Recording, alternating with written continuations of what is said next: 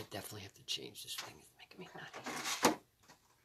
So I'm just going to give you a real brief overview on how you can easily put together your own frame if you can't find one to purchase that fits the size that you need. It's cheaper if you buy them anyway that way. And put it together than to buy a frame already made. Yeah.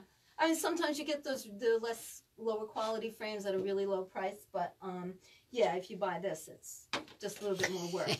The first thing you have to do to prepare your quilt to go on a frame is you need to add to the border width. Now, if you've already finished it and, you know, you're not going to see the border, the extra border, it's what's going to be wrapped around for the most part. Or if you haven't finished it, just increase the width of your border by at least 3 inches, if not 4 inches. That gives you room to pull it around to the back of the frame. So you have to be sure to do that. You need a bigger border on your quilt. If you have to add, you don't have to worry about, you know, like here, what we did on this is we just added an extra black border going all the way around to put it on the frame.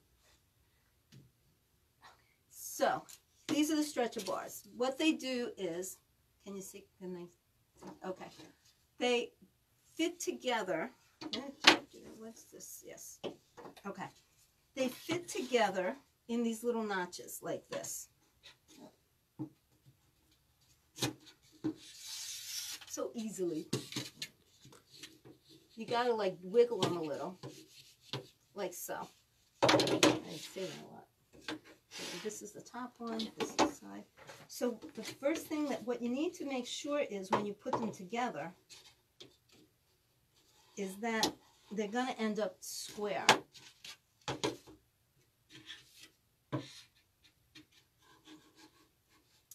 And what helps when you're putting these together is a little hammer. So you can just like knock them in.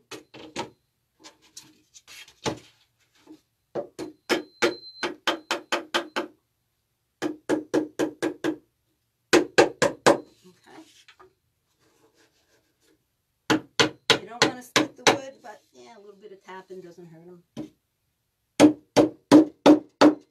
So you want to knock them in. It'll fit together.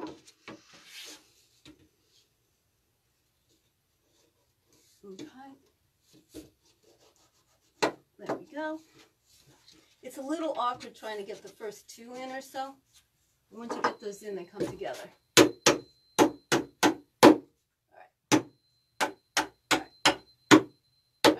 So, you got them together like this, but I do recommend that you check them to make sure that they're square. So I will use the grid on my mat, you know, line one side up like this, and I'll go on the straight line on the mat here and the straight line on the mat there, and I'll kind of knock it over if it needs a little bit. Switch it around and check it again. Of course, the easiest way to check that you're at right angles and it's square is to measure on the diagonal. This side, one diagonal, and then the other. If it's a square, they should measure the same. Once you got that done, then what you're going to do is staple the corners just to hold them together. This is, where'd you get this? Home Depot or something? Yes. Home Depot. Cheap. I bought the cheap one. This was cheap. But don't buy the ones that they sell in the craft store. They don't work. They don't work. So this is a DeWalt. It works great. It takes, you know, these little staples here. It's easy to squeeze. You don't need to buy an electric one or anything like that. This works fine. So you're just going to get down there and just staple the corners like this. Okay, you're going to do that all around. Then what you're going to do, because honestly you don't really want to see the back of your quilt with all the stitch threads and everything hanging out, is you're going to add muslin to this as though it's like a canvas. So here's one that I have in progress. Okay, it's just muslin. I stapled the frame together, I measured my diagonals, and now what I started doing was adding the muslin to it. You start at one side, you staple it. You don't, at this point, you don't have to use a whole heck of a lot of staples. I just stapled 3 down here went to the opposite side, pulled it, not drum tight, but pulled it nice and tight. I don't want to pull it, I don't want to distort it or anything like that. I don't want to rack my frame or anything. So I stapled it down there, then started on the other side, and then you're just going to go and continue.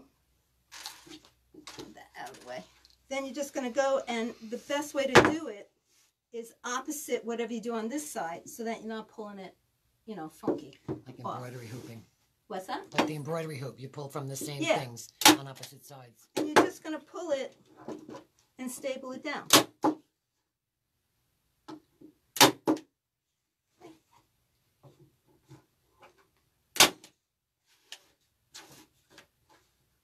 When you get to the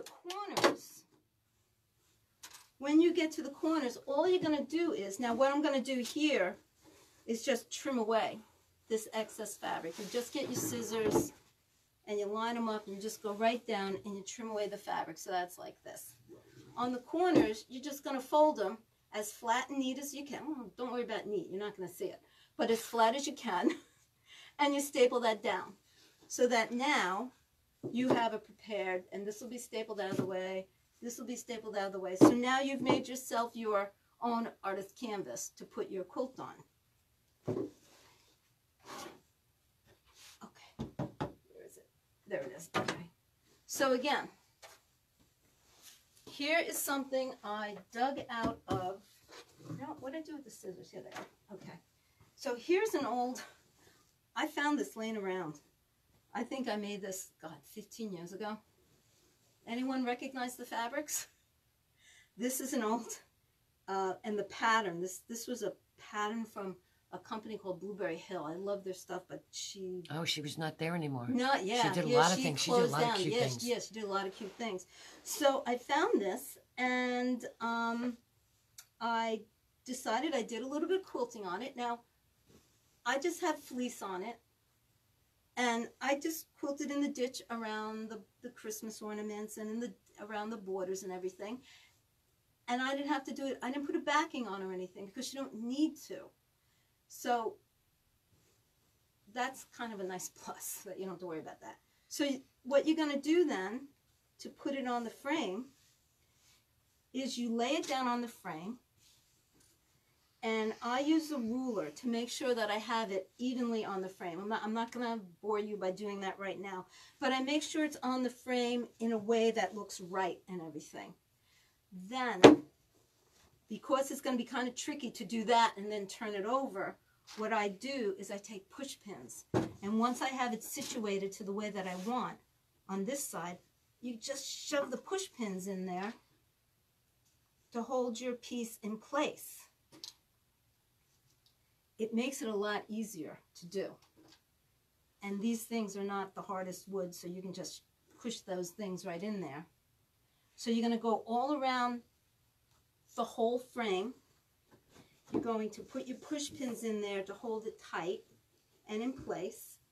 And I make good use of your ruler because you want to be sure when you get into a corner that you're not, pulling it off like that. You want it to be nice and square at a right angle to each other, and then pin it around the edge, just like I showed you here. Then once you have that done all around the outside, you can just turn it over and start stapling. Now I did want to show you one thing. This has batting that extends past my frame here. So sometimes that can make the corner a little bit too bulky to fold. So all you got to do is just go in there and cut the batting out of the way. And that gives you just fabric to deal with to make your fold. So it's easier to do that way. All right. So once you do that and you have it stapled all around and you're almost done, you take your last piece. Oops. Now I have this one almost all done, except for the trimming. I just tucked this out of the way. So all I'm going to do is go in with my scissors. Okay. And I'm just going to trim away the excess fabric. I run it along the frame and just trim away the excess fabrics all around.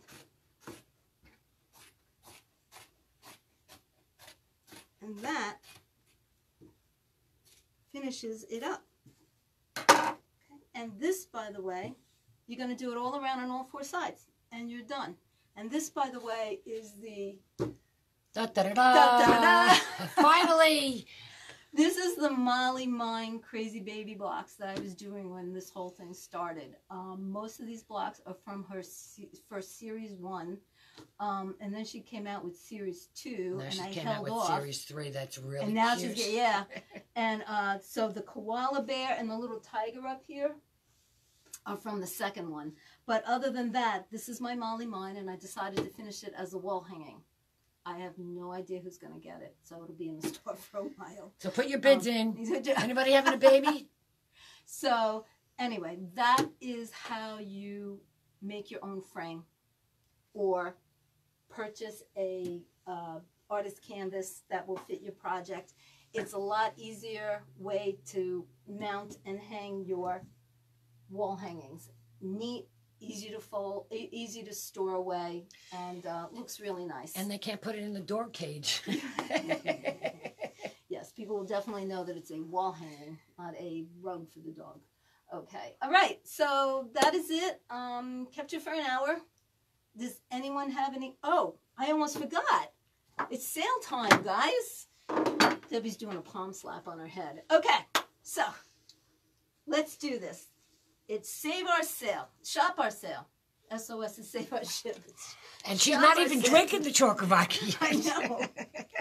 Hey, the day started out with the computer really doing wacko things on me. So, okay, I'm going to come a little closer. Okay, so at the bottom of the order form is a section that says SOS, which is Shop Our Sale, not Save Our Sale, Shop Our Sale. What I'm going to show you is a couple of fabrics.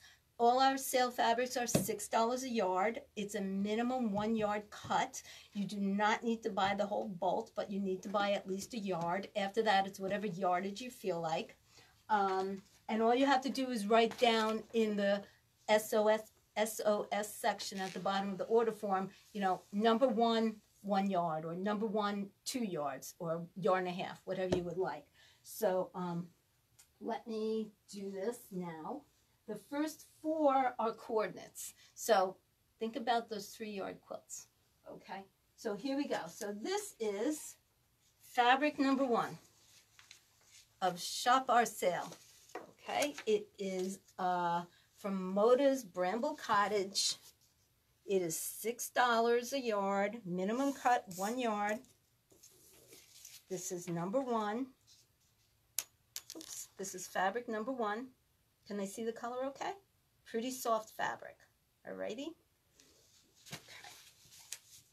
Okay. Then also from Bramble Cottage, this is fabric number 2. Okay. Fabric number Grace, 2. what did you have framed? Send us a picture of what you had framed, Grace. Okay. Wow, I can't believe it was that much money. You should have brought it here. We would have done it for half the price. This is fabric number 2, also from Bramble Cottage. 1 yard minimum cut. Okay. These are just those soft, pretty fabrics. Okay. And then number 3. Fabric number 3. Get that out of the way. Good. Okay, small little calico-y thing going on. Okay.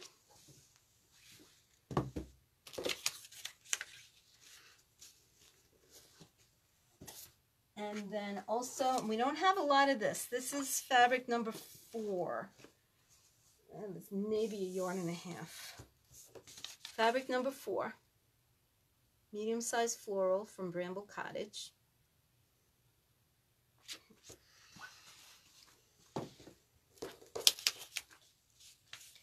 And then this one has nothing to do with these first 4. Only because it's so pretty. This is fabric number 5. Striped runs black and white stripe with, I don't know, it's like pink and orange and light pink. Stripe runs the length of the fabric. This is number 5. It's so pretty. Really, this is an old Henry Glass Modern Love collection. Alrighty. And then we have 2 more bags. One's a little tote bag. This was a sample we made for Wooden Bear. This is number 6. We just have one of these. This is book bag. That's what it reminds me of. Yeah, it's like a book bag. Yeah. It says, "Always stay humble and kind." It has the inner form foam in it, fully lined. It's $25. It's just a little cute little bag. Yeah, it is like a book bag. Yeah, that's what it reminds me of. Always stay kind on both sides. Okay. So that is number 6. Just one. First come, first served on that. And then this is one that we did on the, this is number 7. This is $50. Number 7. It is done, it's all embroidered on denim. It's an honestly, it's like an interesting bag. It goes out it's like this. Origami or something. Yeah, it's kind of like folded like origami. We made this because we love the designs on the embroidery machine. Okay, it's interesting. It's definitely different. One of a kind. Yes, it is one of a kind. See, there's like a conch, how do you say that? Shell going on here. This is $50. It's number 7. All right, it's the only one of its kind. So that is what we have right now for Shop Our Sales. So kept you a little more than an hour now. Does anyone have any questions? Everyone's good? Yeah, no, we're good. No, we're good. Okay, everyone. Thank you so much. Really appreciate you spending the time with us. If you do have any questions, you can always email us at comments@patchworks.com. Our website, our email is, website is patchworks.com. I got to give her the vodka. She's really screwing up. And don't forget, the order form for the fabrics are on our website. You click on the fabrics tab at the top, and then you can click on any of these pictures here to go to the order form for those fabrics. And, you know, you'll see full color pictures of them and everything. So that is it. Thanks so much for spending time with us. Have a great day. Have a great week. Bye.